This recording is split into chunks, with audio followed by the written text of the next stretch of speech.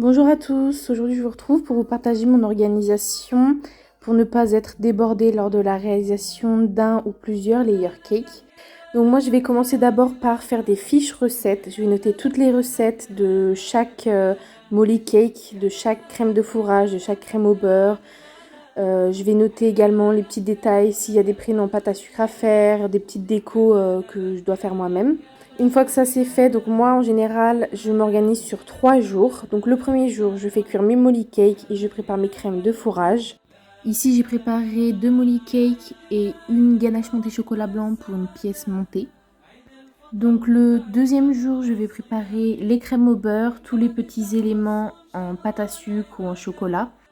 Si j'ai des éléments en pâte à sucre qui demandent plus de temps, je vais les faire 5 voire 6 jours à l'avance, sachant que la pâte à sucre, ça se conserve très bien. Pareil pour les crèmes. Si vous n'avez pas le temps, vous pouvez les faire bien à l'avance pour les congeler. Ensuite, les faire décongeler au frigo la veille de leur utilisation.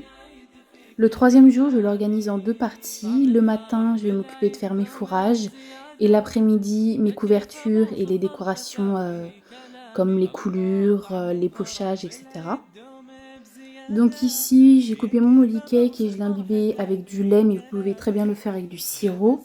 Ensuite, j'ai monté ma ganache au chocolat blanc.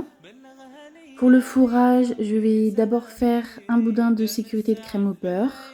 Ensuite, j'ajoute ma ganache montée chocolat blanc, puis mes framboises assez généreusement. J'étale bien les framboises pour qu'il y en ait vraiment partout dans le gâteau. J'ajoute un nouveau boudin de crème au beurre pour bien sécuriser le tout, pour éviter que tout le fourrage sorte avec le poids du gâteau. Ensuite, je fais une nouvelle couche de chocolat blanc et j'égalise bien le tout.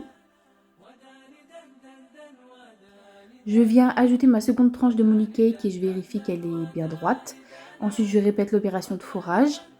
Donc, en général, quand je fais des molly cakes de hauteur normale, donc entre 10 et 12 cm de hauteur, je fais 3 tranches de molly cake d'environ 2,5 cm pour 2 étages de fourrage d'environ 2,5 cm.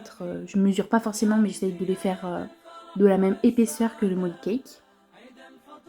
Une fois le fourrage fait, je réserve mon gâteau au frais jusqu'à l'après-midi. Ensuite, je vais faire ma couverture, donc je commence par le dessus. Ensuite, avec une poche à douille, je vais venir faire des boudins tout autour du gâteau. Je vais d'abord lisser grossièrement, puis compléter les trous. Pour avoir une belle couverture bien lisse et surtout pour que le lissage soit plus facile, je réchauffe légèrement ma crème au beurre. Ensuite, je continue de lisser jusqu'à ce que le lissage me convienne et je remets le gâteau au frais. Donc le jour J, je viens mettre les dernières décorations, peaufiner un peu les défauts du gâteau. Ensuite, je vais prendre mes photos et je remettrai le gâteau au frais jusqu'à dégustation. Donc ici, pour ma pièce montée, j'ai d'abord mis des dowels. Ensuite, j'ai mis un peu de crème au beurre pour coller le socle et j'ai mis la partie du haut. On peut voir dans la vidéo que c'était un peu abîmé sur le bas, donc j'ai rajouté de la crème au beurre et j'ai lissé pour que ce soit plus propre. Ensuite, j'ai ajouté des fleurs séchées. Donc moi, j'ai choisi des fleurs de coton, du blé séché et des pampas.